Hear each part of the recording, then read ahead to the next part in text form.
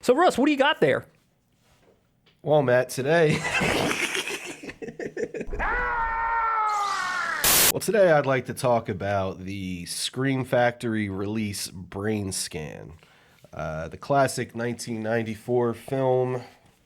Classic, that's a bit of a stretch. Cult classic, maybe.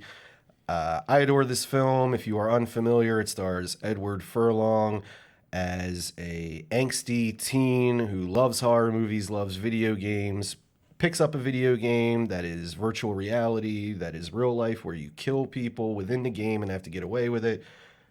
What do you know? It's not actually a game. It wasn't supposed to be real! There's a Freddy Krueger-esque sidekick who helps him play the game named Trickster. My name is Trickster. Not sure if this is a great film. I've never heard of it or seen it. Yeah, it bombed pretty bad upon release. Where was this after Terminator 2? This is after Terminator 2. 2 years after? Yes.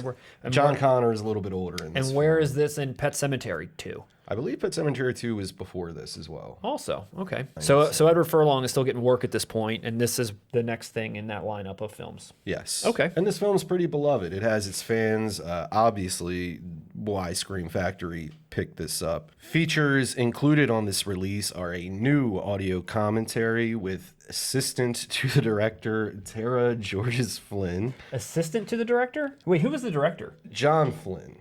And who is the assistant to the director? Tara Georges Flynn? So it's like his wife or something? I don't know. Another new features also include a digital debut interview with screenwriter Andrew Kevin Walker. Are you familiar with that name? No. He wrote Seven. Oh. And this was the first movie that the screenwriter of Seven wrote. And he came back to do a new interview. It's actually a great interview. New, Talking with Trickster. Interview with T. Ryder Smith, the actor who portrays Trickster. Emerging Realities, interviews with special makeup effects artists. Musical virtuosity. A new interview with George S. Clinton. And actually the score that George S. Clinton provides for this film, to anyone who's seen it, it's pretty memorable. It features heavily within the film. Behind the scenes footage, deleted scene, teasers. It's a great release. Why I chose to focus on this release today, I don't understand why Scream Factory did not make this a collector's edition. Yeah, I mean, I was about to say, is that Scream Factory 1? It is was not. my first question. And when this was announced by Scream Factory, it was announced as a collector's edition. And then closer upon release, it went back to just a standard. But I feel like with what they've added, all you would need is a slipcase, and that's collector's edition material. Exactly. It's And just I like- know there are other collector's editions that Scream Factory have put out that have less features than this. Yeah, what this the is hell? a solid release.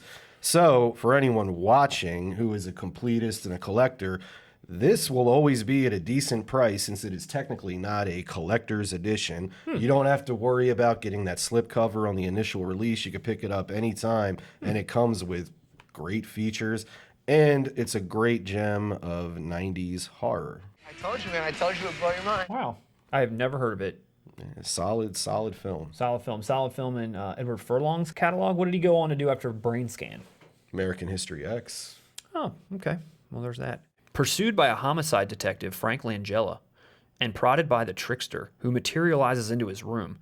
I will say, if you are a big fan of the Trickster character, growing up on this movie, when I watched the interview with the actor, he's very soft-spoken, like a very theater actor. So I was frightening people all day long. And this is him? This is T. Ryder Smith? This looks like a doll. Yeah, it does on the cover. But the reversible insert features this snazzy little picture of Edward Furlong. I have met Edward Furlong at a convention once. If you brought this there for him to sign, what do you think he would say? Think he would charge you? Do you think he's proud of that film? He had merchandise of Brain. He's gonna have Pet Sematary 2, BRAINSCAN. Most was Terminator 2. Yeah. But he definitely had stuff out for BRAINSCAN for sure. What after American History X? I'm trying to figure out when he sort of fizzled out.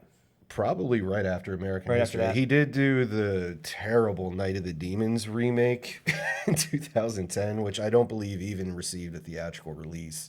But you know what? I don't mean to criticize. I actually think he's a solid actor.